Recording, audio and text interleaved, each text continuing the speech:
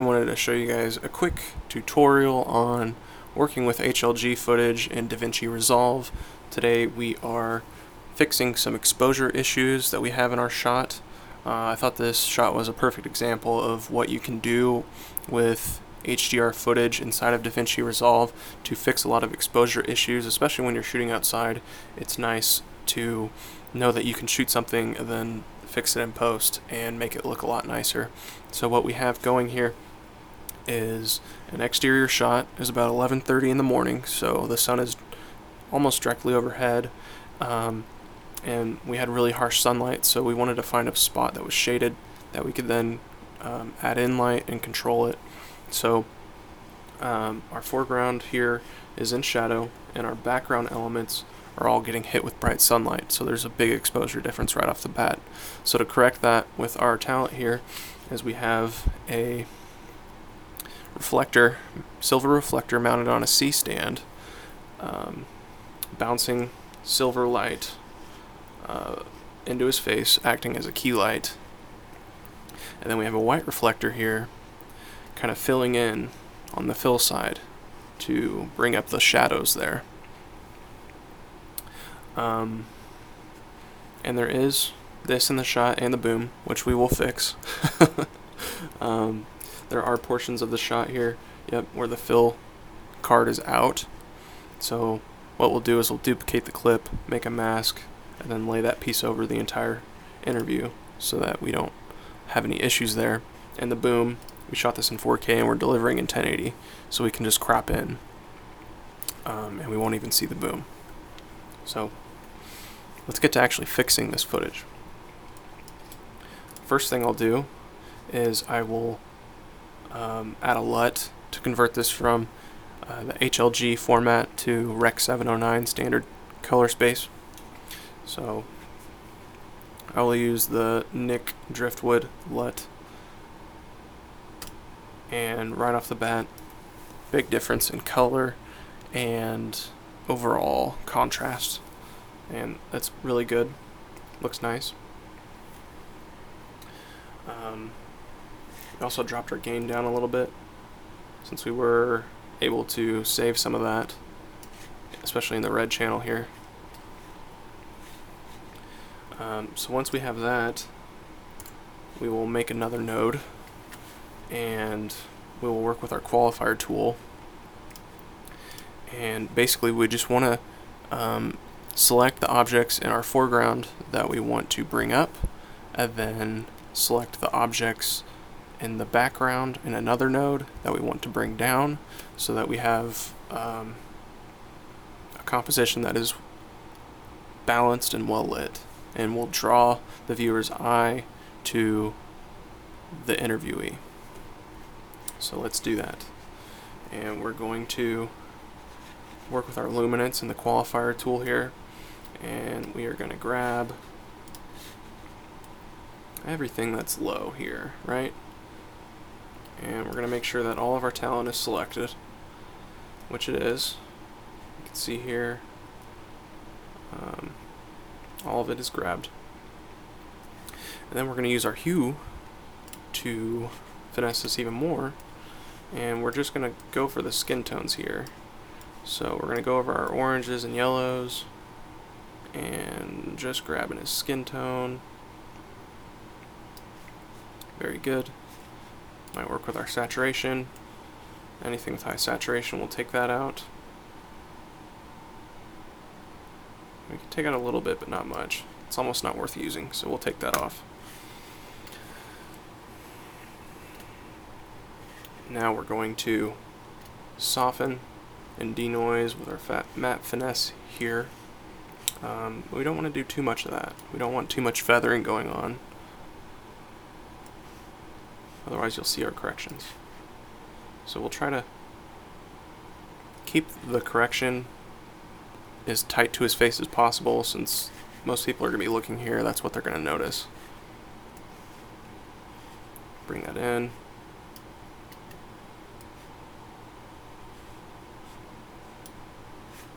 And play through just to see how this looks. We do have some dancing going on. So what I think we should do is create a mask.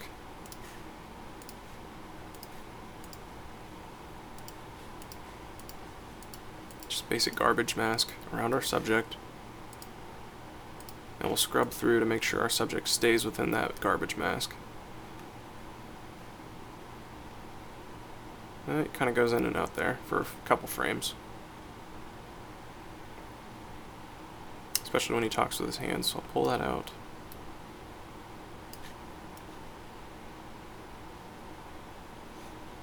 Okay, that's pretty good. Soften that up. And now we will take our gain, we'll bring that image up.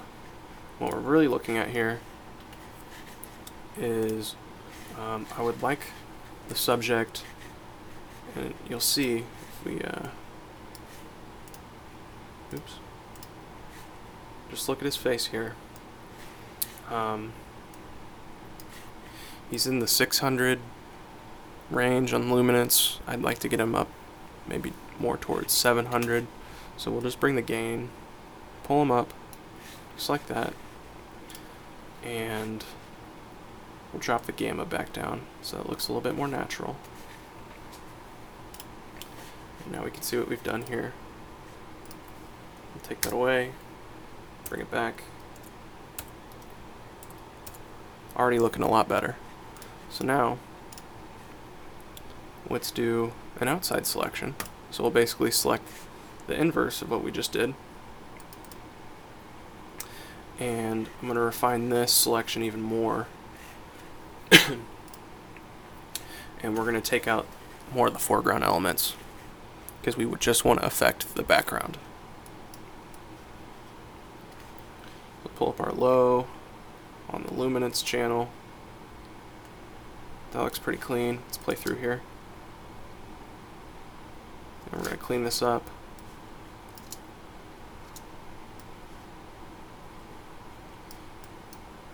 The matte finesse, I think it's called matte finesse because you really have to finesse it and just play with it and find something that works.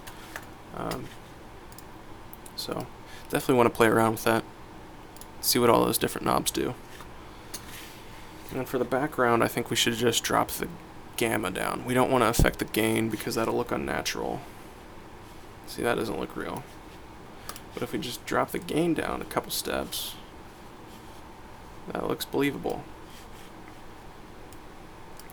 So, before, after, before, and after.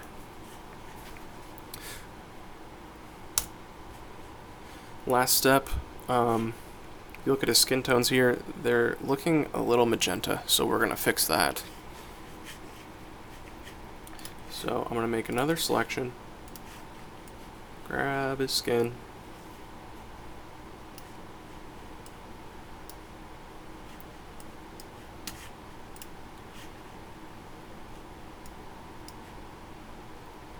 I'm going to go in here and actually, why do extra work? We could just go back to this node, right? So let's take a look here. And we'll go to the vector scope. And you can see on the skin tone line here, we're kind of leaning a little bit towards magenta. Just really subtle. So we'll go into our tint and we'll add a little bit of green. Pull that line over a little bit. And you really want to play with this and find something that looks natural. You don't always want to rely on this line, but it is helpful. So I'll show you the difference here. So we're at -20 tint. That's with no tint. And here's what we did. Super. Oh, we're in the wrong channel. We're in the wrong node. So here we go. That's what we did. Here's before, and after. Really subtle.